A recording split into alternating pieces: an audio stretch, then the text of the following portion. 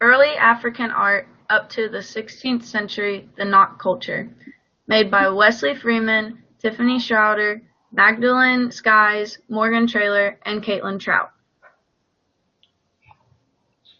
The focus of this lecture will be introducing the knot culture and how the knot influenced the art of early Africa up to the 16th century.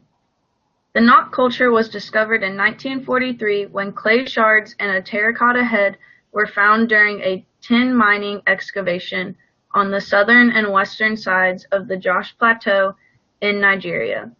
Knot is not the original name of this group of people, however. It is the name of the town of where the culture's first objects were discovered. Historians later decided that they would call the group who invented these items the Nok. The Nok is thought to be one of the first complex societies in Africa, having permanent settlements and specific areas for farming and manufacturing. They grew grains and oil-bearing seeds. However, they also specialized in iron smelting technology, which they used to refine ore. It is believed that the Nok are responsible for the earliest of iron technology in sub-Saharan Africa. This technology helped the Nok to create some of the earliest known terracotta figures of sub-Saharan Africa. The advances of the Nok culture creates a great interest in their way of life and the way in which they created and molded early African art through the 16th century. Discovery of the knot culture. The knot culture was discovered in 1928 when a large abundance of terracotta artifacts were found by tin miners. It was named after a village in Africa. These remains were found in South Kaduna, a state in Nigeria, particularly close to the Jos Plateau, which is north of the Niger and Benue rivers. It is thought that floods may have moved the sculptures and items from their original location, destroying much of what they were in the process. Due to this, these artifacts have been and are being discovered over a large distance in the area. In 1932, 11 more statues were found, but in pristine condition, close to Sokoto, 755 kilometers away from the Jos Plateau, where the first artifacts were found. Major excavations have been done since then, with more research into the knot culture. Their terracotta statues, which will be discussed in more detail later, are one of the main interesting parts of the knot culture, and the heads are often what is found in the excavations that are done. These findings help to show evidence of this culture's major artistic history, greater than any other section of the continent south of the Sahara. The Nok were grain farmers and also grew oil-bearing seeds. They were also smelters that refined ore. It is said that they may be one of the first more complex civilizations in West Africa from the discovery of their iron technology, like furnaces and slag. Being some of the earliest forms of this technology is what earned them this title. Along with their iron technology, the discovery of their judicial system and the research that was done also put them before their time. The Nok created different classes for their courts to determine which court the crime would get sent to, similar to what we do today. Also similar is the idea of oath-taking and having someone be in charge of the court, like a judge today.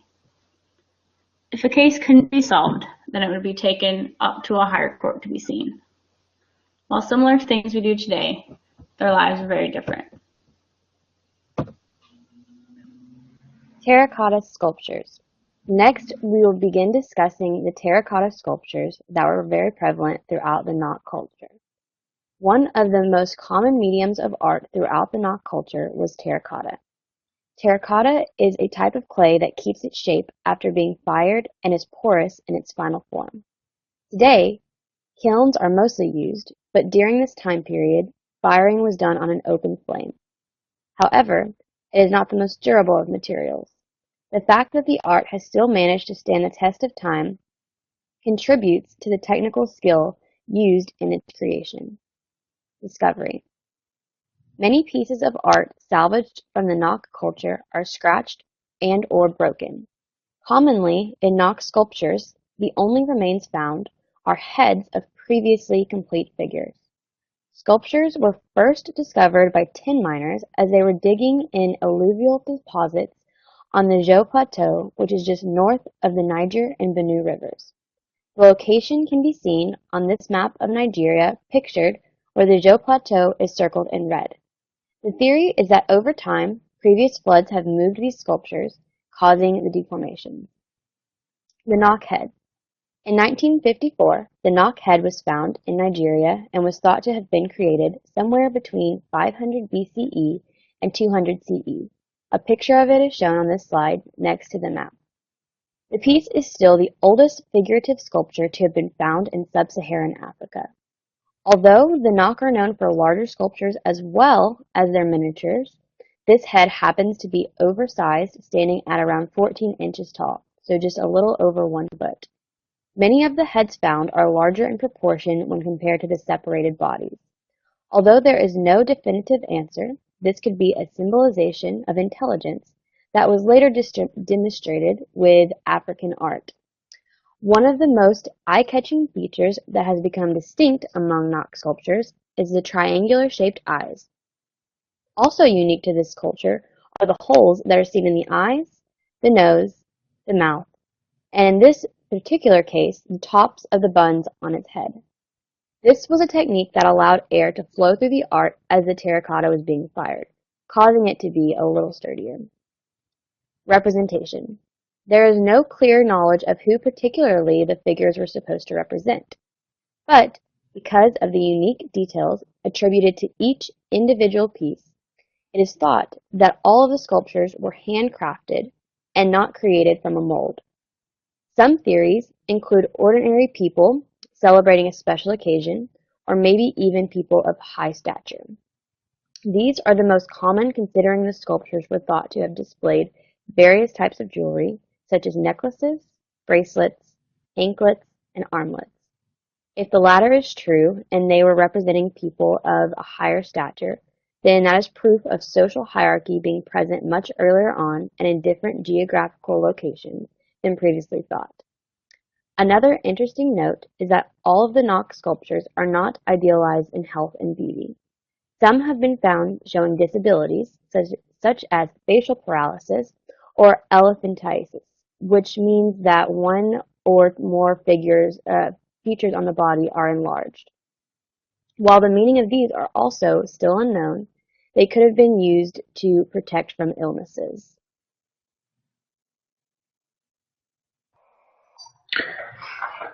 The Nok art comes with many conventions, depicting many features of the Nok terracotta art.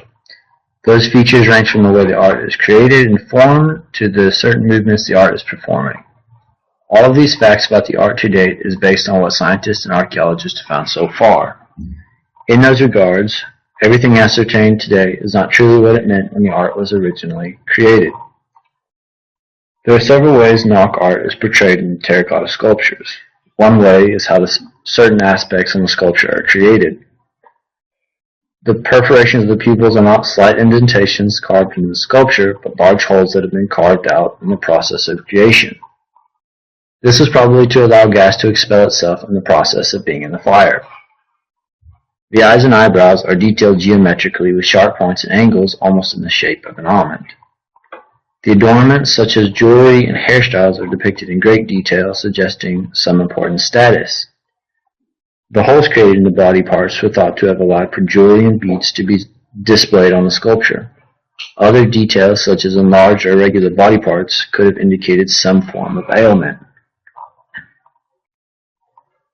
The sculptures also perform various positions which have been interpreted to mean different things.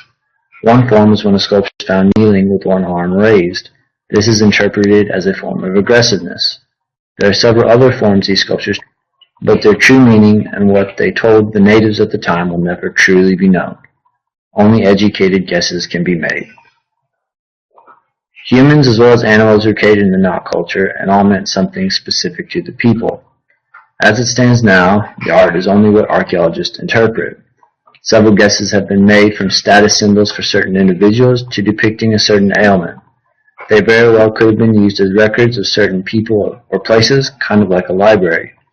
Again, though, due to lack of understanding, only educated guesses can be made.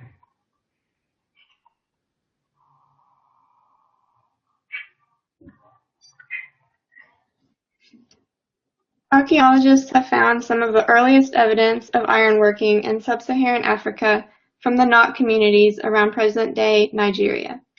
In addition to the farming and growing grains, there is evidence that the Nok culture had the advanced technology of iron smelting and refining iron ore. Some archaeologists believe that since iron smelting was a development that began in North America, it must have been brought across the Sahara into sub-Saharan Africa by travelers from North America. However, the origin of iron technology in this area is a topic of a lot of debate among archaeologists today, because many believe that the Nok people could have been the first to independently develop iron smelting in West Africa. This would mean that the Nok communities were even more complex and established than we realize. Proponents of the idea that the Nok developed iron technology autonomously often link the development to their terracotta sculptures, suggesting that methods of smelting may have stemmed from the use of kilns. The purpose of iron smelting in the Nok culture was most likely for ritualistic purposes. The production of iron in West Africa was organized into guilds, a kind of social stratification in which only certain individuals were allowed to engage in the iron smelting process. In these West African communities, blacksmiths often held some of the highest positions in society and were the wealthiest. A variety of both stone and iron tools have been excavated from several sites inhabited by the Nok people, and researchers believe that this suggests a transition from the Neolithic Stone Age immediately into the Iron Age in West Africa. While many parts of Europe and the rest of the world transitioned from the Stone Age into an intermediary Copper Age, this evidence shows that starting with the advancements of the Nok culture, West Africans skipped the Copper Age altogether and moved directly into the Stone Age as early as 4 to 500 BCE. The discovery of tools of both iron and stone suggests that both technologies were in use at the same time in the Nok communities. Archaeologists have hypothesized that iron tools did not replace stone tools until after the iron technology developed enough to deliver sufficient quantities of iron. Thus, when iron was first developed in the area, it may have been too rare or too expensive to use on axes or other things that they could easily make with stone. This would explain why both stone tools and iron tools have been found at some Nok sites. Other iron products that have been excavated include spear points, jewelry, and small knives. Although it is highly debated and not well understood, the origin of iron development in the Nok culture was a crucial milestone that allowed the Nok and future communities to flourish and marked the shift to complex societies.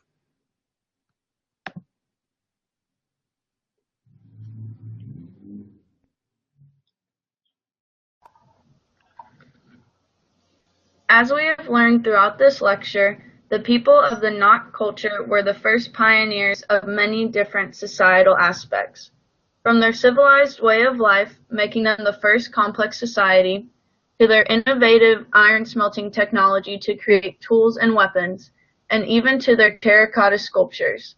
Their works and way of life have helped to shape Africa's history and will continue to inspire artists throughout not only Africa, but the entire world.